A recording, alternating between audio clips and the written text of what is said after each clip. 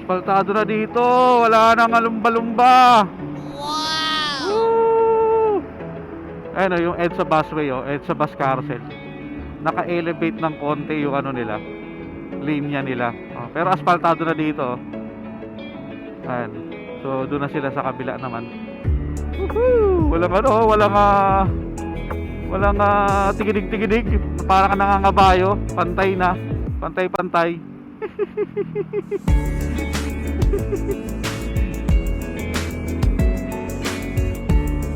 Sarap po, di ba? Pero sa ano, pag hindi pa asfaltado, lumbalong ano, para ka nakakabayo. Ito, dito na.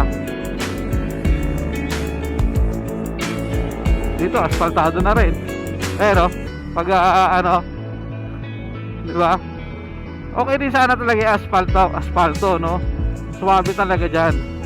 Ang problema lang kasi, di ba, sa mga issue niyan, pag malakas yung ulan, bumabaha, nagiging nalulundo, di ba? Pansinin niyo yung C5, dumaan ko sa C5.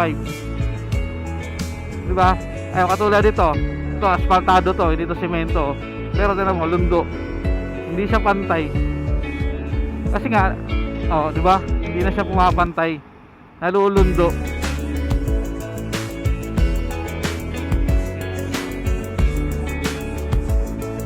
So sana yung bagong asfalto na yun, hindi, no? Talaga nga kung ano siya, rain asfalto, dapat ganun talaga siya.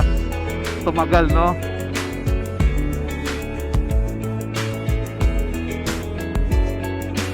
Ayan, di mo, hindi na pantay yung asfalto dito, di ba?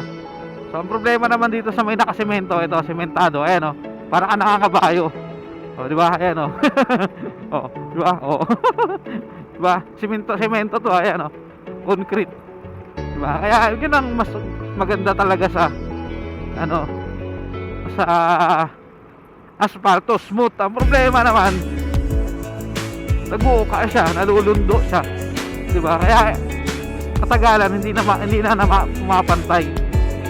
Kakaroon ng ano na, lundo. Ito naman kasi siguro hindi pantay-pantay yung pagkakasemento nito. Ayan o, matalbog ka. Diba?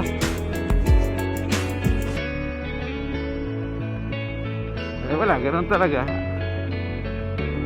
Kailangan mo talagang ayusin pag nasira, no? So, pero kung hindi tinipid, edi maganda. Kung hindi tinipid yung materialis, di ba? Pero kung parang yung sa C5, dumaan ba kayo sa C5? Tingnan nyo yung pagkaka-asfalto doon. Yung gilid naging ano na, nalundo. Parang kaka-asfalto pa lang nung umulan lundo ano na ulit hindi na ulit pumantay kasi nalundo na dahil sa tubig, dahil sa ulan.